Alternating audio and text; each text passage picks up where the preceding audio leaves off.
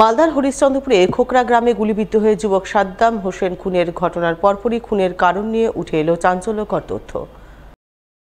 পুলিশের হাতে আটক মহিলার দিদির দাবি, সাদ্দাম তার বোনকে বিয়ে করতে চেয়েছিল, কিন্তু বোন সেই প্রস্তাব নাকচ করাতেই সাদ্দাম গুলি চালিয়ে আত্মঘাতী হয়েছে। তবে সঠিক কি ঘটনা ঘটেছে তা খতিয়ে দেখতে পুলিশ তদন্ত শুরু করেছে। জানা গেছে, মঙ্গলবার বেলা 11টা নাগাদ হরিশ্চন্দ্রপুরের খোকরা গ্রামে এক চাঞ্চল্যকর ঘটনা ঘটে। এক মহিলার বাড়িতে এক বিবাহিত যুবক গুলিবিদ্ধ হয় এবং পরে গুলিবিদ্ধ যুবককে হাসপাতালে নিয়ে যাওয়া হলে চিকিৎসক মৃত বলে ঘোষণা করেন। জানা যায়, মৃত যুবকের নাম সাদ্দাম হোসেন, বয়স 30 বছর। তিনি বিবাহিত, বাড়ি হরিশ্চন্দ্রপুরের রঙ্গাইপুর এলাকায়। পরিবার সূত্রে খবর, প্রতিদিনের মতো মঙ্গলবার সকালেও তিনি বাড়ি থেকে বের হন ইসলামপুর গ্রামে ইটভাটা যাওয়ার উদ্দেশ্যে।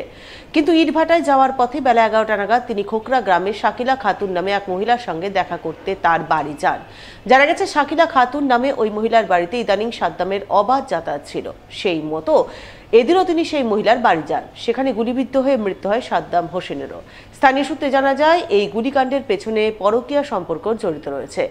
তাই তদন্তে নেমে হরিশ্চন্দ্রপুর থানার পুলিশ শাকিলা খাতুন নামে ওই মহিলাকে আটক করে। যদিও আটক মহিলার দিদির দাবি, সাদ্দাম তার বোনকে বিয়ের প্রস্তাব দিয়েছিল, কিন্তু বোনের সংসার রয়েছে, তাই বোন বিয়ের প্রস্তাব নাকচ করে দেয়। সেই কারণে সাদ্দাম গুলি চালিয়ে আত্মঘাতী হয়েছে।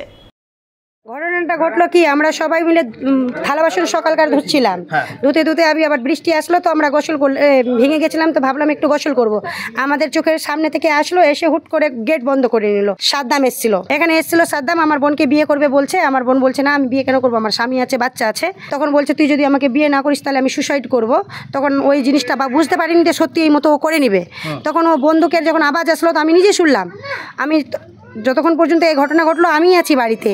ওর যখন বন্দুকের আওয়াজ আসলো, তো আমরা বুঝতে পারিনি কি এটা বন্দুকের আওয়াজ, কিন্তু আমরা এটা ভাবলাম হয়তো আলমারিটা হয়তো ভেঙে দিয়েছে। এটা ভাবলাম হয়তো আলমারিটা জিনিসপত্র ভাঙছে। ততক্ষণে যখন সাফল দিয়ে গেটটা ভাঙলো, ততক্ষণে দেখছি রক্ত ঢেউ পড়ে আছে। তখন আমরা হসপিটালে নিয়ে যাওয়ার যোগাযোগ করছি, কেউ আছে বলছে না বেঁচে আছে, কেউ বলছে মারা গেছে। তখন আমরা বললাম যে না, তবু ডক্টরের কাছে নেওয়া উচিত। আর আমরা লোক থেকে কেন লুকাইবো জিনিসটা, সে সুসাইডটা তো নিজেই এসে করেছে। তবে সঠিক কি ঘটনা ঘটেছে তা খতিয়ে দেখতে পুলিশ তদন্ত করছে, এমনটাই জানিয়েছেন চাঁচল মহকুমার পুলিশ আধিকারিক সোমনাথ সাহা। স্যার, গুলি করা হয়েছিল, ইনভেস্টিগেশন চলছে, সব আস্তে আস্তে সব বেরোবে। স্যার, গুলি করা হয়েছিল, ইনভেস্টিগেশন চলছে, সব আস্তে আস্তে সব বেরোবে। আমবাগানের মধ্যে এক গৃহবধূর অস্বাভাবিক মৃত্যুর ঘটনায় চাঞ্চল্য ছড়ালো মালদার পুখুরিয়া থানা এলাকায়। জানা গেছে, মৃত গৃহবধূর নাম সমেলা বিবি, বয়স 45 বছর, বাড়ি পুখুরিয়া গ্রাম পঞ্চায়েত এলাকায়।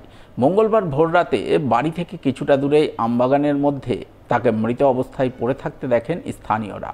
পরিবারবর্গের দাবি, তিনি ভোররাতে বাগানে আম কুড়াতে গিয়েছিলেন, কিন্তু আম কুড়াতে যাওয়ার কিছুক্ষণ পরেই খবর পান সমেলা বাগানের মধ্যে নিথর অবস্থায় পড়ে আছে।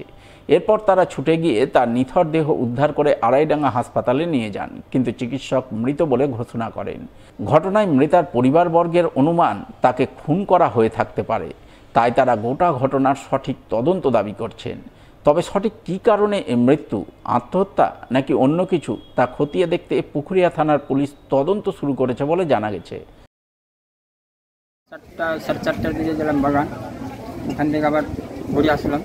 ঘুরে আসার পরে আমি রাস্তার ধারে সবাই বলছে কি ওই তোমার বাড়ি পড়ে আসি, স্ত্রী তোমার পড়ে আসি বাগানে। মোটে তো মানে মার্ডারের সিস্টেম আছে, মানে ভাবলাম কি দম আছে, বাড়ি নিয়ে মানে চলো, সবাই বলে নিয়ে চলে সবাই মানে ওখানে অনেক কাউকে তার চিনা যাচ্ছে না, সবাই বললে তো নিয়ে চলো তাড়াতাড়ি বাড়িতে এসে তারপরে আবার